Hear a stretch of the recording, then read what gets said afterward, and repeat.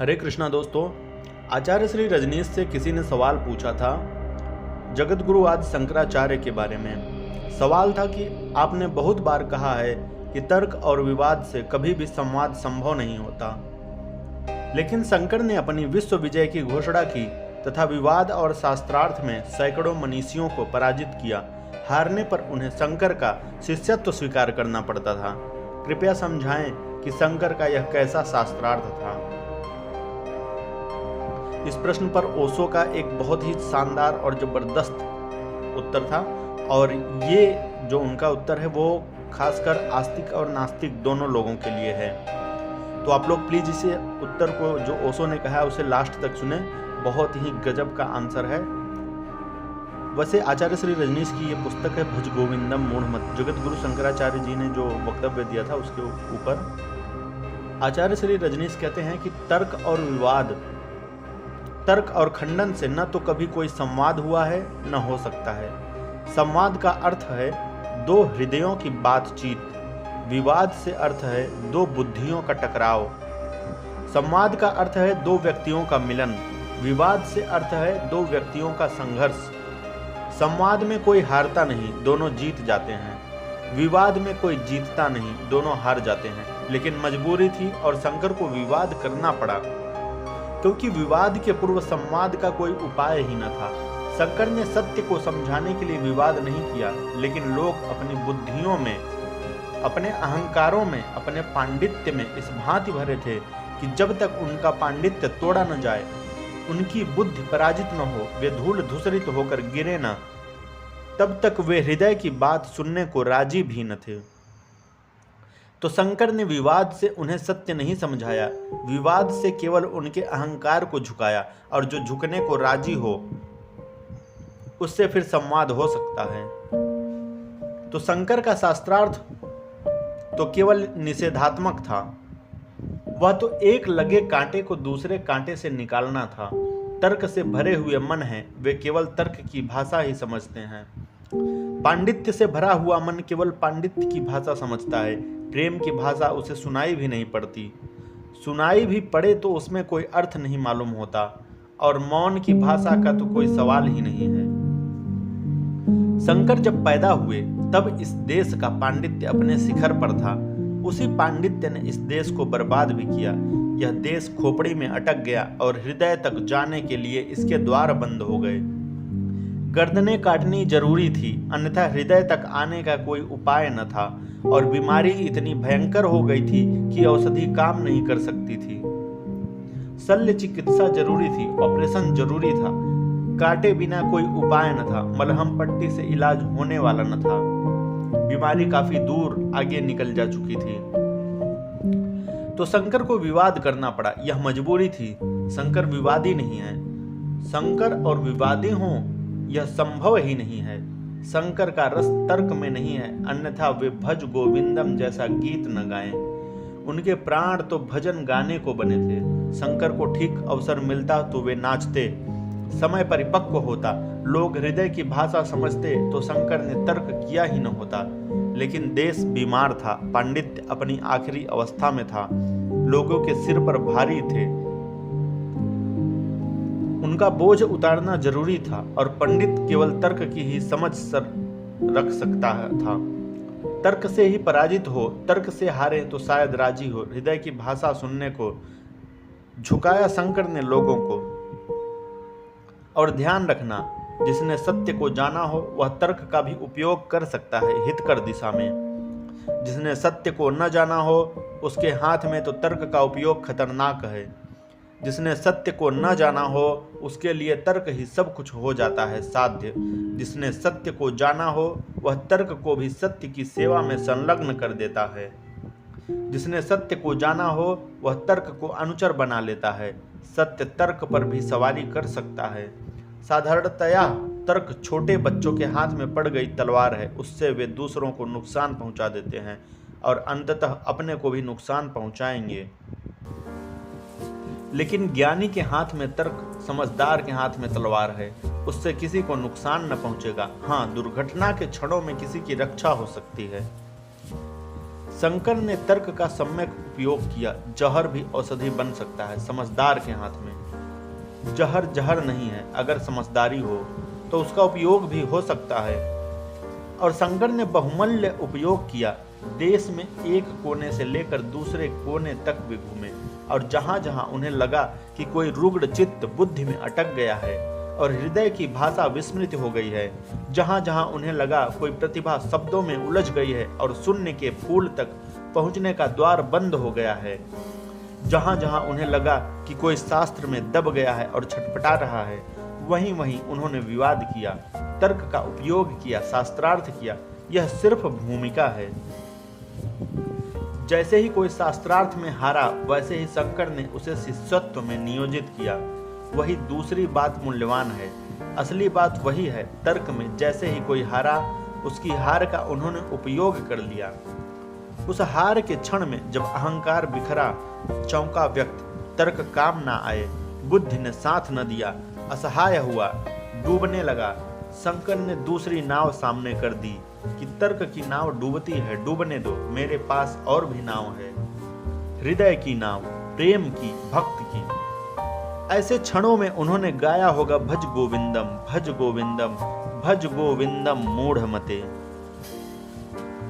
यह मूढ़ पंडितों से ही कहा है उन्होंने। अगर तुम ठीक से समझो तो शास्त्रार्थ किया ताकि तुम्हारी मूढ़ता काटी जा सके।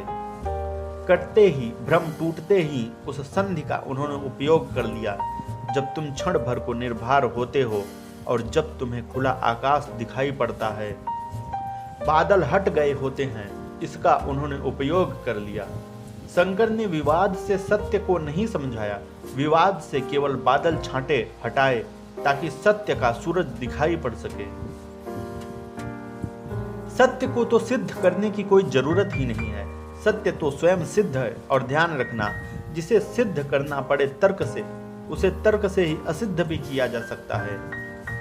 तर्क का कोई बल थोड़े ही है, तर्क तो खेल है। ऐसी कोई भी चीज नहीं जो तर्क से सिद्ध की गई हो और तर्क से ही तोड़ी न जा सके। तर्क तो वकील है, तर्क तो वेश्या है, उसका किसी से कुछ लगाव नहीं है, वह तो दोनों तरफ हो सकता है। कोई भी तर्क ले लें, वह अपने विपरीत भी उतना ही बलशाली है। तलवार का कोई प्रयोजन थोड़े ही होता है किसी के हाथ में हो, किसी के हाथ में हो, जिसके हाथ में हो वहीं से काटती है। तुम्हारी तलवार भी दुश्मन के हाथ में पड़कर तुम्हारी गर्दन काट सकती है। तुम यह ना कह सकोगे कि मेरी तलवार और मुझे ही काटती है। तलवार किसी की नहीं है, तर्क भी किसी का नहीं है। इसलिए तर्क पर जिन्होंने भरोसा किया, एक दिन वे पाएंगे कि कागज की नाव में सवार थे। एक न एक दिन वे पाएंगे कि वे जिस तर्क के सहारे खड़े थे, उसी तर्क ने गिराया। तुम अगर मानते हो ईश्वर को, तो तुम कहते हो कोई बनाने वाला होना चाहिए संसार का। यह तुम्हारा तर्क है कि बिना बनाए संसार कैसे बनेगा। नास्तिक पूछता है, परमात्मा को किसने बनाया? तर्क उसका भी वही है। तुम कहते हो बिना बने संसार कैसे बनेगा, इसलिए परमात्मा होना चाहिए। वह कहता है, फिर परमात्मा को किसने बनाया? क्योंकि बिना बनाए परमात्मा भी कैसे हो सकता है? वही पूछ रहा है, कुछ भेद नहीं है तुम्हारे उसके तर्क में। तुम आस्तिक मालूम पड़ते हो, वह नास्तिक मालूम पड़ता है। मेरे देखे दोनों समान हैं, क्योंकि दोनों का भरोसा एक ही तर्क पर है, और वह तर्क यह है कि कोई चीज बिना बनाए कैसे हो सकती है। नास्तिक से तुम नाराज हो जाते हो, तुम कहते हो चुप रहो, परमात्मा को किसी ने भी नहीं बनाया।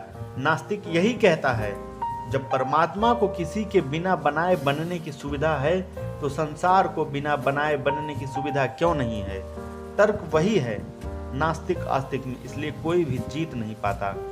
जीतोगे कैसे? तुम दोनों के तर्क समान हैं। तर्क से कभी कुछ सिद्ध नहीं होता। जो है वह अतर्क है, जो है वह सिद्ध ही है, वह सेल्फ एविडेंट है, स्वयं सिद्ध है। लेकिन अगर तुम तर्क लेकर शंकर के पास जाओगे, तो शंकर तुम्हारा तर्क काटने को तैयार हैं। शंकर जैसे तर्कनिष्ठ लोग कम ही हुए हैं, तुम्हें ऐसे लोग तो मिल जाएंगे जिन्होंने परमात्मा को जाना, जैसे रामकृष्ण, लेकिन तुम्हें ऐसे लोग बहुत मुश्किल से मिलेंगे जिन्होंने परमात्मा को जाना और जो नास्तिक के तर्कों को भी तोड़ सकते हो। रामकृष्ण नास्तिक का तर्क नहीं तोड़ सकते। तर्क के जगत में उनकी कोई गति नहीं है। वे सीधे शुद्ध भाव के व्यक्ति हैं। विवेकानंद तोड़ सकते हैं, लेकिन विवेकानंद को सत्य का कोई अनुभव नहीं है।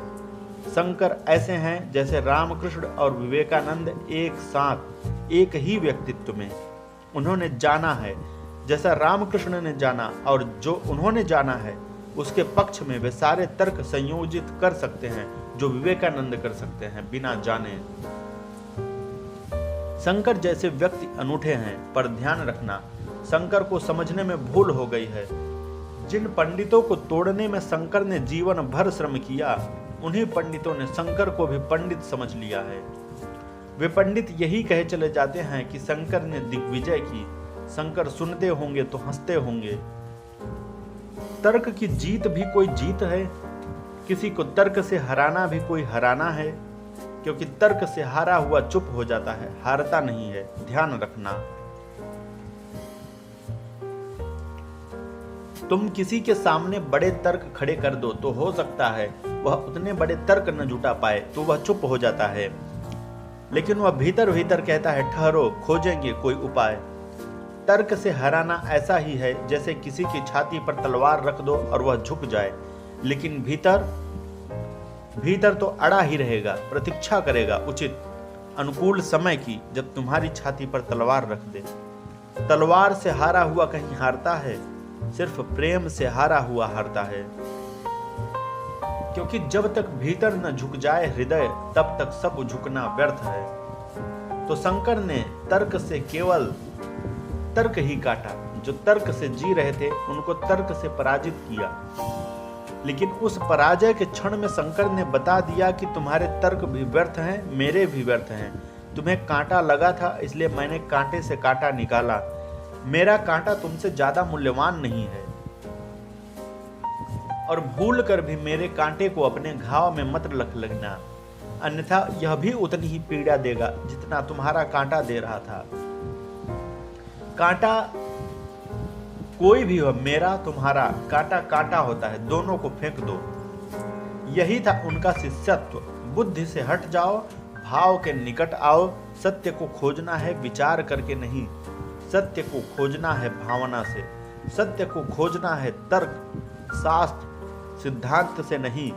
सत्य को खोजना है हृदय को खोल कर। हृदय का जब फूल खिलता है तो सत्य का सूर्य उस पर चमकता है। खिले हुए हृदय के फूल पर सत्य की किरणें नाचती हैं।